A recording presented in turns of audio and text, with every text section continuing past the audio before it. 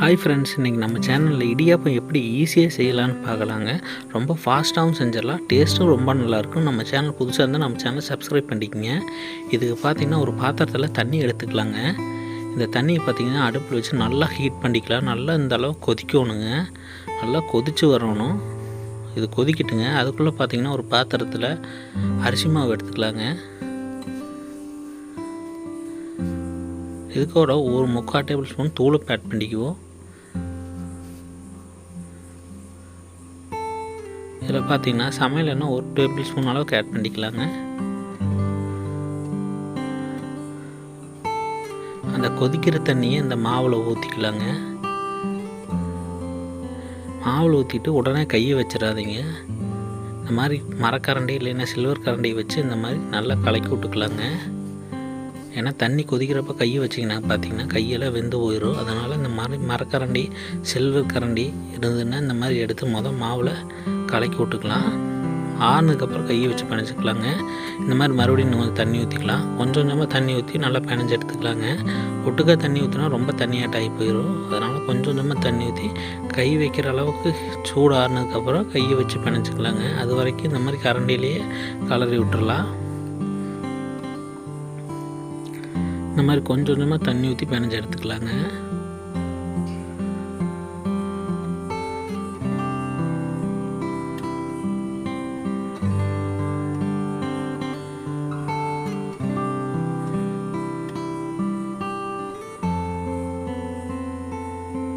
இப்போ பார்த்தீங்கன்னா ஓரளவுக்கு கட்டி ஆயிடுச்சு.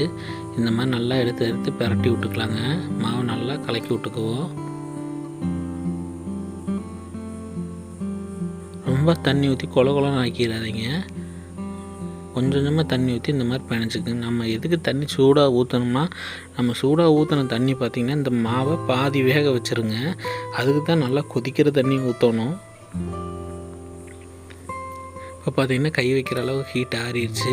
இப்போ எடுத்து நல்லா பிணைஞ்சிக்கலாங்க. இப்போ பார்த்திங்கன்னா உங்களுக்கே தெரியும் மாவு எந்த அளவுக்கு சாஃப்ட் ஆயிடுச்சுன்னு. அதுக்கு தான் நல்லா சூடான தண்ணி ஊற்றணுங்க. கொதிக்கிற தண்ணி அதுக்கு தான் ஊற்றுறது. ஊற்றினோம்னா பார்த்திங்கன்னா மாவு நல்லா இதிலே பாதி வெந்துடும், நல்லா சாஃப்டாக கிடச்சிருங்க. நமக்கு புளியறக்கும் பார்த்திங்கன்னா ரொம்ப ஈஸியாக இருக்கும். பச்சை தண்ணி ஊற்றிங்கன்னா புளியறக்க பார்த்திங்கன்னா ரொம்ப ஹார்டாக இருக்கும், புளிய முடியாதுங்க. அதனால தான் நல்லா கொதிக்கிற தண்ணி ஊற்றினோம்னா மாவு பார்த்திங்கன்னா நல்லா சாஃப்டாகிடும், நம்ம புளியறக்கு ஈஸியாக இருக்குங்க.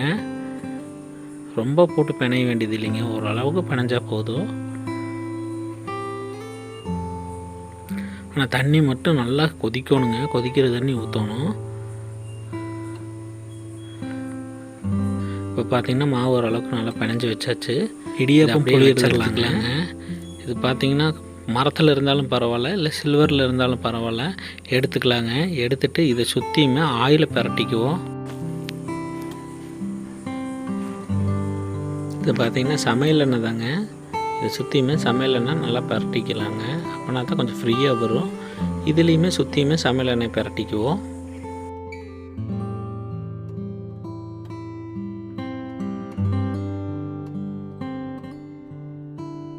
பார்த்திங்கன்னா ரெண்டுலேயுமே பிரட்டியாச்சு, சமையல் எண்ணெய் பிரட்டியாச்சு. இதை எடுத்து வச்சிடலாங்க.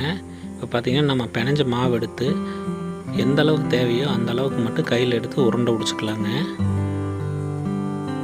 அந்த புளியறதுக்குள்ளே எந்த அளவுக்கு போகுமோ அந்த அளவுக்கு மட்டும் எடுத்துக்கோங்க.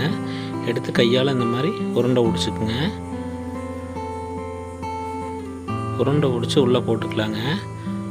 போட்டுட்டு இதை மேலே வச்சுக்குவோம். ஒரு இட்லி தட்டு ஒன்று எடுத்துக்கலாங்க. இட்லி தட்டை எடுத்துகிட்டு அதுக்கு மேலே பார்த்திங்கன்னா ஒரு துணியை விரித்து போட்டுக்கலாம். துணியை விரித்து போட்டுட்டு ஈர துணியை விரித்து போட்டுங்க. ஈர துணியை விரித்து போட்டு புழிஞ்சிங்கன்னா கரெக்டாக வந்துக்குங்க. இப்போ பார்த்திங்கன்னா நம்ம புளியறதுக்கு ரொம்ப ஈஸியாக இருக்கும். ரொம்ப போட்டு அமுத்தியெல்லாம் புளிய வேண்டியது இல்லைங்க. அதுக்கு தான் ஹீட்டான தண்ணி ஊற்றி பிணைஞ்சு எடுத்தது. இந்த மாதிரி புளியருக்கு பார்த்திங்கன்னா ரொம்ப ஈஸியாக இருக்குங்க. பூவாட்டம் வந்துடும் புளியருக்கு. பார்த்திங்கன்னா ரொம்ப போட்டு நம்ம அமுத்தி புளிய வேண்டியதில்லை, லைட்டாக அமுத்துனீங்கன்னாவே வந்துக்கும்.